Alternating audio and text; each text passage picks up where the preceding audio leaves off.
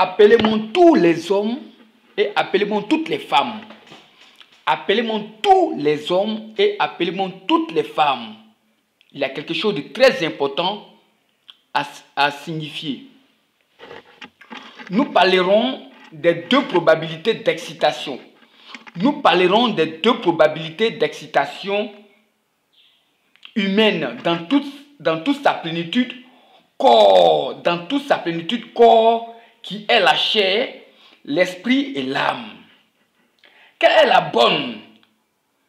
Qui est le naturel? Quelle est la bonne excitation? Qui est naturelle, durable, sur de long terme? C'est ce que nous parlerons. L'excitation automatique, il y a l'excitation automatique et il y a l'excitation à déclenchement par un contact d'interrupteur. Nous parlerons de l'excitation automatique.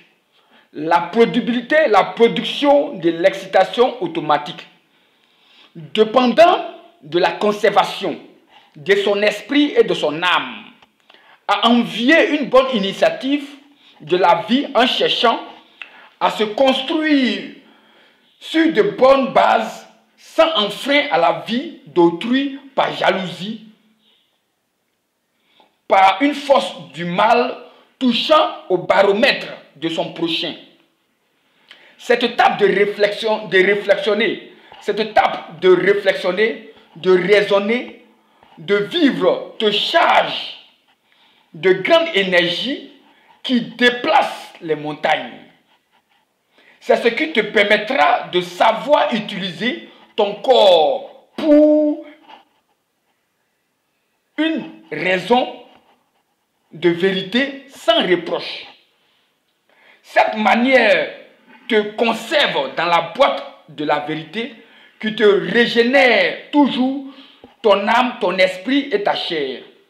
Un exemple, une fille qui n'a rien d'impressionnant sur son corps, comme vêtements, comme fesses d'extravagance, comme sein en forme lolo, elle n'a rien d'attirante, elle n'a rien d'important sur elle, mais elle peut attirer ou déclencher un coup de foudre à toute personne par la simplicité et l'innocence de son esprit et de son âme. C'est ce que nous constatons chez les servantes, chez les folles. Une femme qui se prive, conserve son corps dans la chasteté, c'est-à-dire sa chair, son âme et son esprit, dans la vérité de ses faits, est une menace dans le camp du mensonge. Elle écrase la tête du serpent. C'est la mise de l'hostilité, Genèse 3, verset 15. C'est la mise en fonctionnement de l'hostilité, Genèse 3, en 15. Si cette jeune fille est au milieu d'un couple, retenez très bien, si cette jeune fille ou si cette jeune dame ou cette jeune femme est au milieu d'un couple, que la femme du foyer n'est pas plus chaste dans le corps que la jeune femme, c'est un danger permanent pour ce foyer, parce que si l'homme n'a pas cette connaissance que je suis en train de vous partager, dit, cet homme tombera dans ce piège d'excitation automatique, de séduction. Cela a été le cas d'Abraham avec Agar. Cela a été le cas d'Abraham dans le cas d'Agar.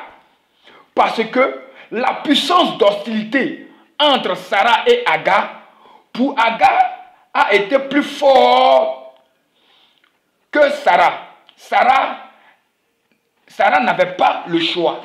Sarah n'avait pas le choix parce que elle a vu l'excitation automatique d'Abraham. Pour une servante qui n'avait pas de valeur, mais une faveur de grâce de valeur à l'intérieur d'Agar. Nous parlerons encore de l'excitation des contacts de déclenchement. L'excitation des contacts de vue, de toucher, de prestation concerne la chair. L'excitation des contacts concerne la chair. L'âme et l'esprit ont perdu leur valeur de grâce, de faveur. C'est là où la femme mise ou parie sur sa chair pour pouvoir rayonner, être vue physiquement par la démonstration de la prestance de sa chair, toujours à l'extrapoliser par une habitude de manque de confiance en elle. Cette femme crée un désir autour d'elle par des outils de plaisir qui est la chair.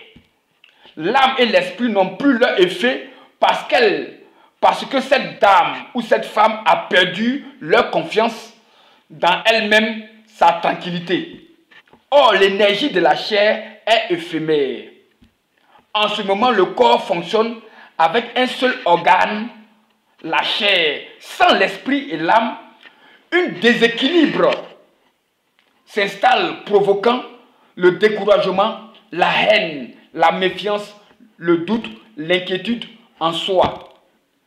Heureuse la femme qui attire par l'excitation automatique et l'excitation de contact, qui savent l'utiliser là où il faut pour une vie de longue désir d'amour. C'est le cas de Rebecca avec Isaac, le cas de Rachel avec Jacob.